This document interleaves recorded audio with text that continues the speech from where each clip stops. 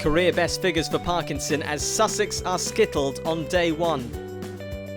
Division 2 leaders Lancashire return to Old Trafford for the first time since the 23rd of May as they play host to Sussex.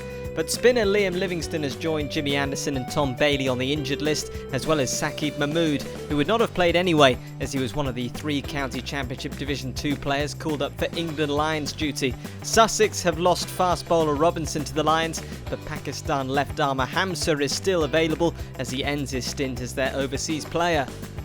Sussex won the toss and elected to bat first, and they got off to a solid start with Chopra and Salt setting a good foundation. Both openers finding boundaries at will, and they would steer the visitors to 50 for no loss. Sussex were moving along serenely at Old Trafford, 77 for no loss after 19 overs, but things quickly changed with a flurry of wickets. Maxwell would strike first as he removed Salt for 40 runs, the catch taken by Bohannon. The following over and Chopra was gone for 32, Parkinson trapping him LBW, and suddenly a shaky moment for Sussex. A few overs later and they were 3 down, Maxwell with the caught and bowled dismissal to remove Wells for 5 runs. Parkinson was not to be outdone. The next over he was at it again, Van Zyl gone for 5 runs, caught by Jones. And Maxwell was keeping the good times rolling with the dismissal of Rawlins for a duck. Sussex went to lunch to reflect on their sudden collapse to the Lancashire spinners in the final 40 minutes before lunch. Lancashire carried on where they left off after lunch as Glenn Maxwell struck again with the 4th ball after lunch. Sussex skipper Ben Brown, the latest to go, caught behind. A second post-lunch wicket on the same score as David Visa was trapped LBW by Matt Parkinson. It became 2 scalps and 3 balls for Lancashire leg spinner Parkinson from the Brian Statham end as he got beer for a duck, a remarkable collapse. Jordan and Sekande would attempt to rebuild the Sussex innings after the carnage either side of lunch. Their resilience was broken though, as Parkinson struck again, Sekande gone, caught by Bohannon for 7 runs, 1 more wicket needed. And they found it 2 overs later, Hamza out for a duck, Parkinson picking up his 6th wicket, a remarkable display. Spinner Parkinson taking a career best 6 for 23 as Sussex fall for 127. Lancashire would start their innings off with some fortune. Opener Alex Davies was dropped on naught, but after that it was solid from the opening pair. Davies and Jennings showing their abilities in defence and attack as they made headway on this day one pitch. And the 50 partnership would be up after 15 overs of the innings just before tea, Davies scoring the bulk of the early runs. In the evening it was more of the same from Davies and Jennings as they both looked comfortable out in the middle. And it wasn't long before Davies was celebrating his half-century, coming off 88 balls with 7 fours, Lancashire moving past the 100 mark. Davies would depart for 72, with Lancashire in a strong position, Rawlins the bowler.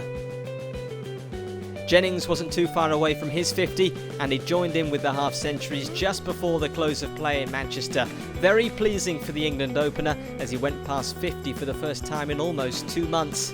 An excellent day for Lancashire as they dominated with the ball and bat. They'll be looking to pile the runs on at Old Trafford on day 2.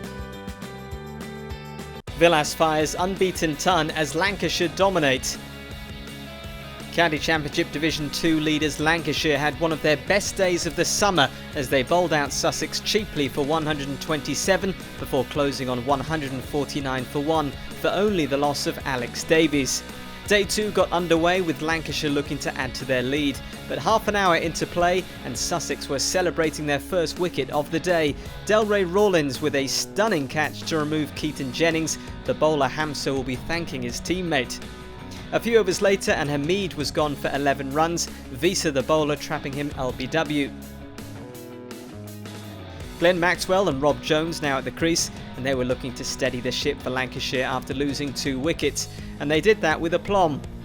These two quietly going about their business, and they were able to compile an unbroken half-century partnership. Lancashire well past the 200 mark and looking in a strong position. Both players would be closing in on their 50 as lunch arrived. Lancashire going along really nicely at 255 for 3 at lunch, their lead now 128 runs. Glenn Maxwell would reach his half-century after lunch, 74 balls and including 4 boundaries. Jones was still a few runs from his half-century, and before he could reach there, Maxwell was gone. Sakandi the bowler and Salt taking the catch. Maxwell out for 59. The next over and Jones would reach his 50. 90 balls needed and 7 fours hit in the process. Lancashire pulling clear, a lead of 155 runs now. This partnership of Jones and Villas out in the centre was looking a solid one, and they would go on to secure their 50-run stand for the 5th wicket, Lancashire 200 runs ahead.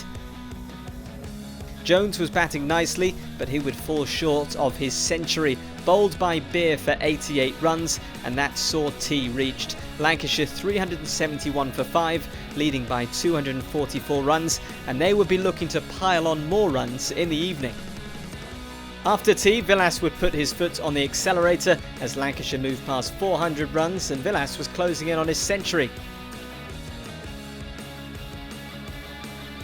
And the Lancashire skipper would go on to reach his ton of 124 balls, firing 13 fours in the process, the lead now 312 and Lancashire only 5 down. Villas and Croft would continue to find runs as the build was leading all the time, but Croft would be caught behind for 31 runs, and with this wicket, Lancashire decided it would be a good time to declare.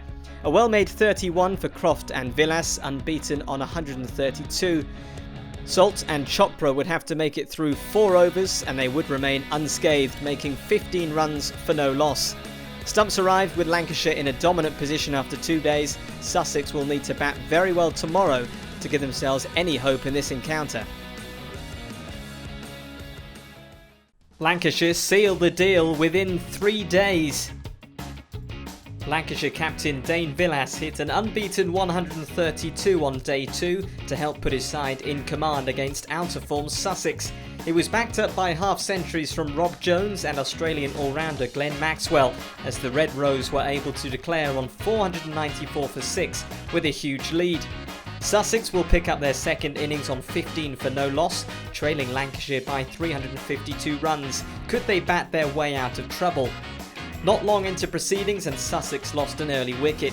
Chopra gone for 15, caught by Villas off the bowling of Gleeson. Shortly after that they were 2 down as Onions trapped new batsman Wells LBW for a duck. Sussex with a faltering start to day 3. A third wicket would fall with the score at 34 runs, Gleeson claiming his second of the day as he took out Van Zyl for 6, again caught behind. Sussex were in desperate need of some sticking power, but a 4th wicket wouldn't be too far away. Onions with his second of the day as Brown was caught by Hamid for just 4 runs, Sussex 39 for 4. Rawlins decided attack was the best thing for this situation as he hit 2 fours and a 6 in 1 Parkinson over. Rawlins along with Salt were showing some resilience as they moved this second innings score past 100. Rawlins reached his half-century in the 33rd over with a hit to the ropes, a quick 50 coming off just 55 balls. But on the stroke of lunch, a real blow. Salt was looking solid alongside Rawlins, but he was bowled by the leg spin of Parkinson for 37 runs. Sussex at lunch 117 for 5, still some 250 runs behind Lancashire. In the afternoon it was all about attack for Sussex, with Visa joining Rawlins in the middle. They were very much looking to get on the front foot. Both players having no trouble firing the ball to the ropes, and in the 40th over Visa was able to clear the ropes for a maximum off the bowling of Parkinson. Rawlins was moving through the 70s and Visa was closing in on a pacey half-century. Visa would get there with quite fittingly a boundary, that 50 coming at a rate of knots, just 35 balls to get there.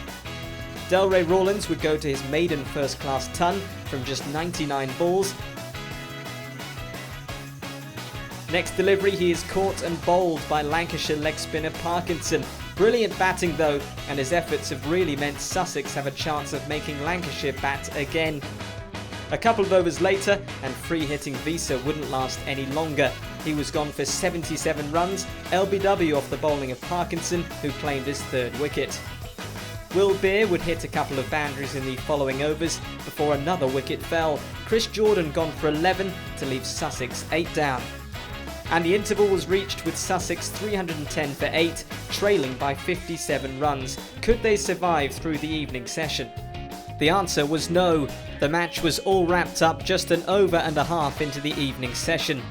Onion striking first to take out Sakande, caught behind by Villas. And the next over, Parkinson completed the job as he trapped Hamza LBW for a duck to claim his 4th wicket of the innings. Lancashire avoid having to bat again, and they seal an emphatic win inside 3 days. The Red Rose take 23 points from the match, with Sussex taking just 1 bonus point.